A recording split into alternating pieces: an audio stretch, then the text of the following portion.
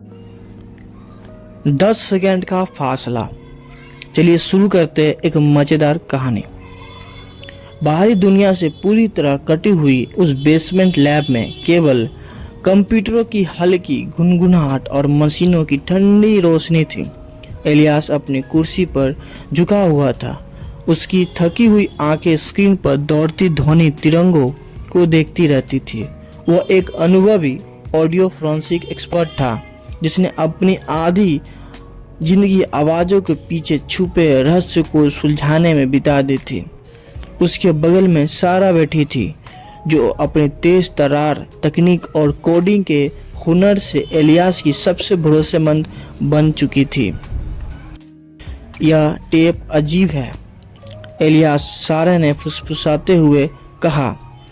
उसके हाथ टैबलेट पे तेजी से चल रहे थे।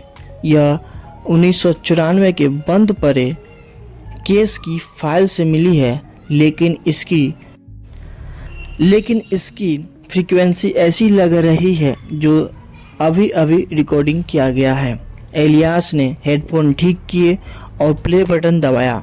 टेप की शुरुआत में केवल भारी खड़खड़ाहट थी, फिर अचानक एक आवाज़ उभरी, गहरी, भारी और खौफनाक। सारा, अपनी कॉफ़ी का मग हटाओ, वह गिरने वाला है। सारा मेज के किनारे पर रखे अपने मग को देखा और घबरा कर इलियास की ओर देखी।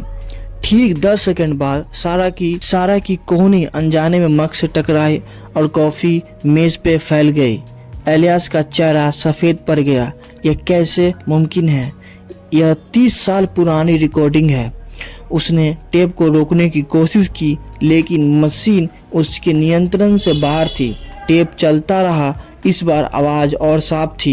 इलियास, दराज की चाबी मत ढूंढो, वो वहाँ पे नहीं है। कांपते हाथ से अपनी मेज की दराज टटोली। वो लॉक थी और चाबी अपनी जगह से गायब थी। उसने अपनी घड़ी की ओर देखा। टेप पर जो भी कह रहा था वह ठीक 10 सेकंड बाद उसके साथ सच में हो रहा था। यह कोई रिकॉर्डिंग नहीं थी, यह उनके वर्तमान का एक भयानक दर्पण था जो भविष्य की 10 सेकंड की झलक दिखा रही थी। हमें यहाँ से निकलना होगा, सारा चीखी और दरवाज़ा की ओर भागी। टेप से फिर वही आवाज़ आई, दरवाज़ा बंद हो चुका है, अब भागने का कोई फायदा बाहर नहीं जा सकती थी। ठीक 10 सन्नाटा और गहरा हो गया था। तभी टेप पर सुनाई देने वाली उस रहस्यमय आवाज़ ने एक ठंडी हंसी के साथ कहा, वे वेंट के ऊपर की जाली नहीं देख रहे हैं, मैं अंदर आ रहा हूँ। इलियास और सारा की सांसें रुक गई। उन्होंने धीरे से अपना सिर ऊपर उठाया। छत पे लगे एयर कंडीशनिंग वेंट की जाली धीरे धीरे सिसक रही थी। उसे पता था कि उनके पास बचने के लिए केवल 10 सेकंड है।